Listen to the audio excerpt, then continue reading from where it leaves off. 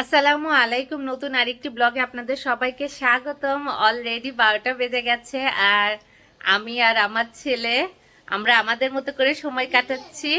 আমার সোনা বাচ্চাটা দাঁড়িয়ে আছে, বাবা হাতে একটা পাউডারের বোতল, মানে একটা পাউডার নিয়ে এসে দাঁড়িয়ে আছে। তো বিছানায় পাউডার ফেলে দিয়েছে, কি আর করা। এই তো বাবা সোনা, নো নো বাবা, লাগিয়ে দে বাবা।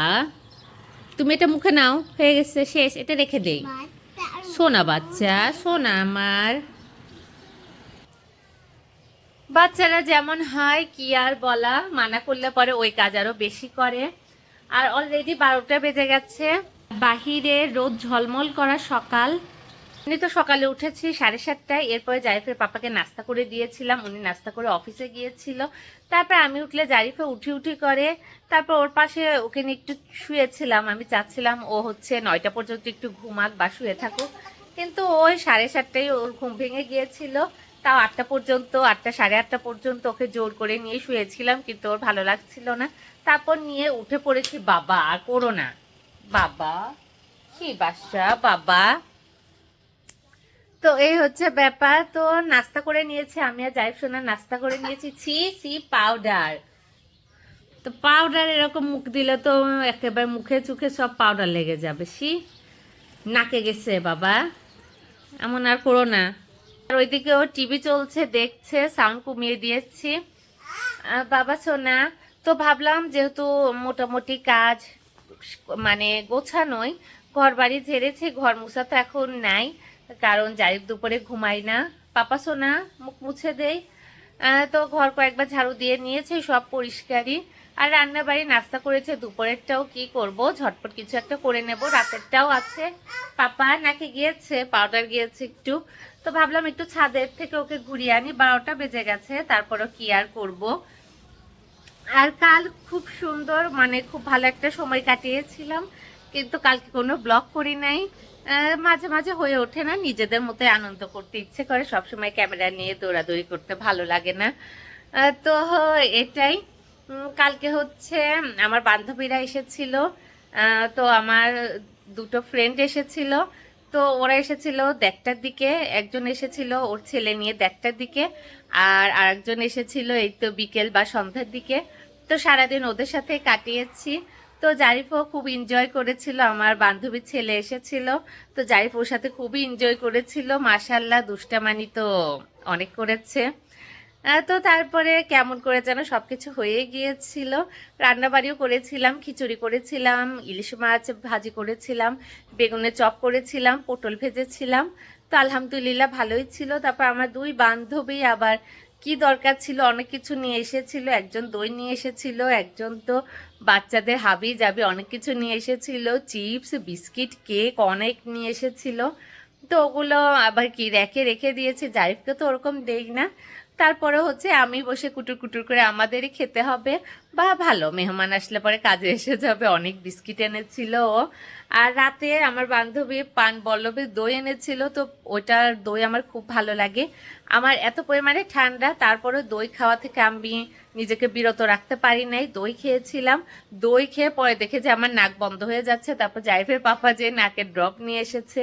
জারিফেরও ঠান্ডা লাগি লাগি করছে, কি আর করব, সাবধানেই রাখি। তারপরও এই আর কয়েকদিন তো একদমই জারিফ ছাড়ছিল না, কারণ নতুন পরিবেশ, নতুন বাসা, আস্তে আস্তে একটু অভ্যস্ত হয়ে যাচ্ছে। ওয়াশরুমে গেলেও সে মানে কান্না করতো, যেতে দিত না। বাবা আস্তে আস্তে বাবা।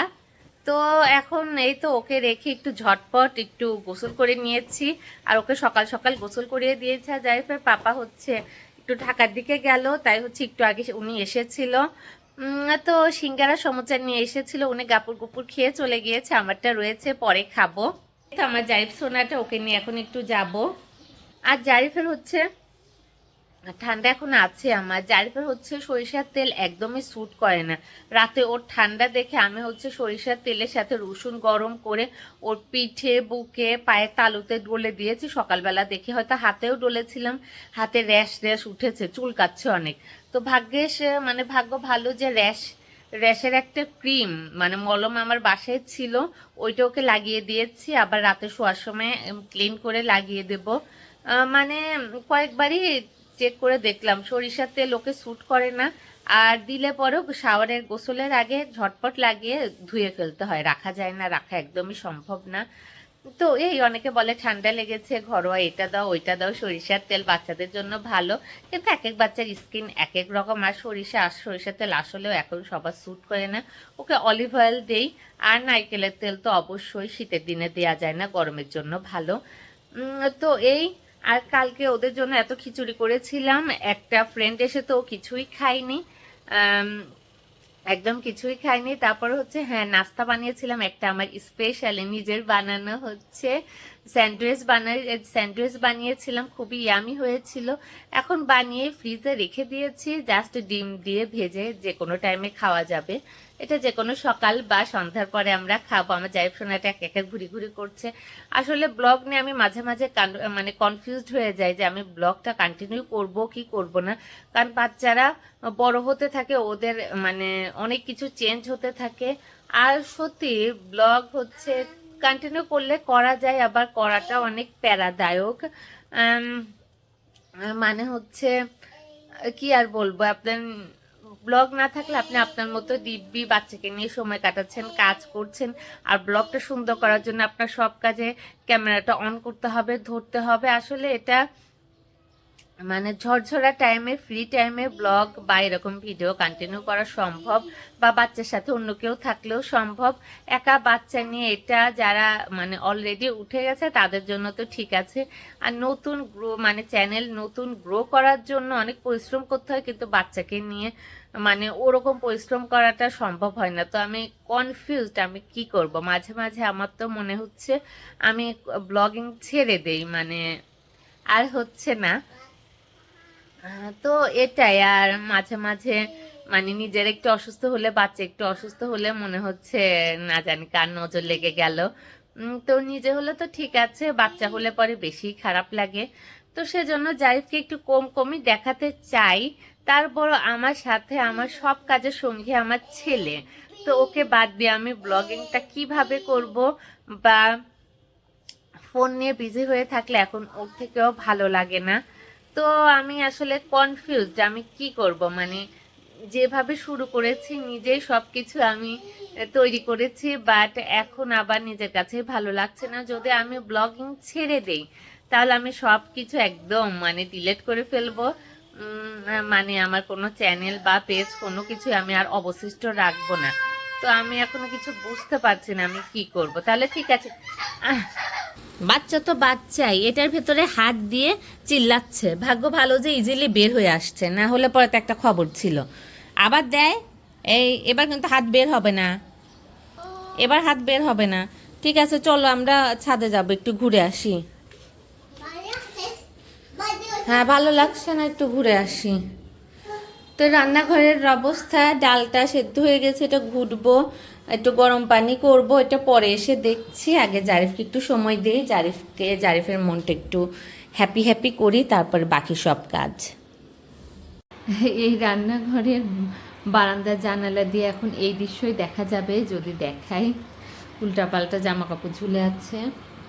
আর এই তো এদিকে জারিফকে একটু ছাদে নিয়ে গিয়েছিলাম, ওর ভালো লাগে নাই, তাই ওকে নিয়ে নেমে এসেছি। আর এই এসে ডালটা চড়িয়ে দিয়েছি, বাকি ওর খাবার আমার খাবার রেডি করে রান্নাঘর থেকে বের হয়ে যাব। আর আজকেও রান্না আছে, তো এরকম রান্না করতে হবে না, ফ্রিজের খাবারগুলো শেষ করি, এরপরে আবার নতুনভাবে রান্নাবাড়ি করব। শুধু শুধু খাবার নষ্ট করার কী দরকার, আর পরিশ্রমী করার কী দরকার, অযথা পরিশ্রম। তা ঠিক আছে, ডালটা একটু টকবক করুক, এরপরে তেলে ফোড়ন দিব, ফোড়ন দিয়ে ডালটা হয়ে গেলে তারপর আমার খাবার জাইফের খাবার রেডি করে এরপরে রান্নাঘর থেকে চলে যাব। আর এখন লাইনের গ্যাসের কারণে সবসময় গরম পানি চড়িয়ে রাখি। এলপি গ্যাস থাকলে পরে তো খবর হয়ে যেত, 15 দিনে একটা এলপি গ্যাস শেষ হয়ে যেত, এরকম একটা অবস্থা। আর চুলা এটাই রেখে দিয়েছি, নতুন চুলা কিনলাম না, যে থাক বাসা চেঞ্জ কয়দিন বা একটা বাসায় থাকি, শুধু শুধু আবার খরচ করা। একটা চুলা কিনতে গেলে এখন 4000-এর নিচে কোনো ভালো চুলা পাওয়া যাবে না, সেজন্য কেয়ার দরকার। তো কেয়ারটেকার ছিল, কেয়ারটেকার ফ্যামিলি আগে এই বাসায় ছিল 2 মাসের মতো। তো উনি নতুনই নাকি এই চুলা বানিয়েছিল, তো 1200 টাকা দিয়ে এই চুলাটা আমাদের রাখতে হয়েছে। 1400 চাচ্ছিল, 1450, এই সেই ফার্স্টে বলেছিল 1200, এরপরে নেওয়ার সময় বলে 1400। আপু বলে এত ভং ভাং করবেন না, 1200 দিলে দেন, না হয় নিয়ে যান। তো 1200-তে রাজি হয়েছে। তারপরে এই চুলাটা রেখে দিয়েছি। এই চুলা আসলে পরিষ্কার করার সমস্যা, তেল লাগলে পরে তারের মানে তারে চুবা দিয়ে না ডললে পরে হচ্ছে এটা পরিষ্কার করা সম্ভব হয় না। তো যাই হোক, যেমনই হোক হোক। আর এখন আর ঘরের এত প্যারাপেরি করবো না, যতটুকু চোখে পরিষ্কার দেখা যায় অতটুকুই রাখবো। আর পুরোটা সময় আমার ছেলেটাকে দেব। এখন তো ব্লগিংও করা একটা প্যারা হয়ে গেছে। ব্লগ করলে পরে ঠিকমতো এডিট করতে পারছি না, চ্যানেলে দিতে পারছি না। হয়তো কয়েকদিন পর আবার মুড ঠিক হবে, আমার তো মুড সুইং হয়ই। এখন দেখা যাক কী করি।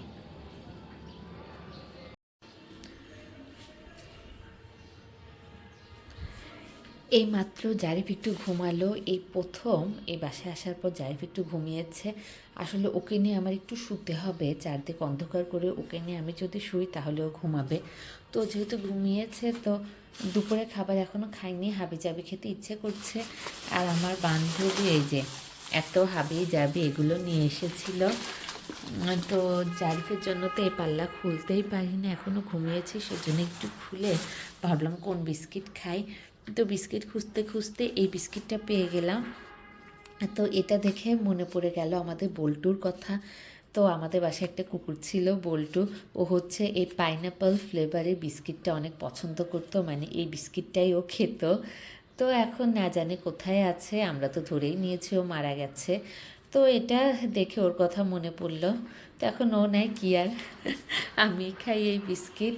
আর এই তো এত কিছু ও নিয়ে এসেছিল, তো এগুলো এখানে জারিফের থেকে লুকিয়ে রেখেছি, না হয় মানে খেলে তো কিছু খেতো আর বাকি সব নষ্ট করে ঘর বাড়িও নোংরা করতো, জিনিসও নষ্ট করতো। তাহলে ঠিক আছে, ও যেহেতু ঘুমিয়েছে, এখন আমি কিছু কাজ করে নিই, খাওয়া দাওয়াটাই করে নিই। খাওয়া দাওয়া করবো। আর আজকে শুধু ডাল করেছি, তো ডালটা এখানে আছে, আর কিছু থালাবাটি আছে, এগুলো মেজে নিই। আর বাইরের পরিবেশ এই তো রোদ ঝলমল। 3টা বাজতে যাচ্ছে, 4টার দিকে যদি জারিফ ওঠে তাহলে ওকে নিয়ে একটু বাহিরে যাব। তাহলে দেখি এখন কি করি।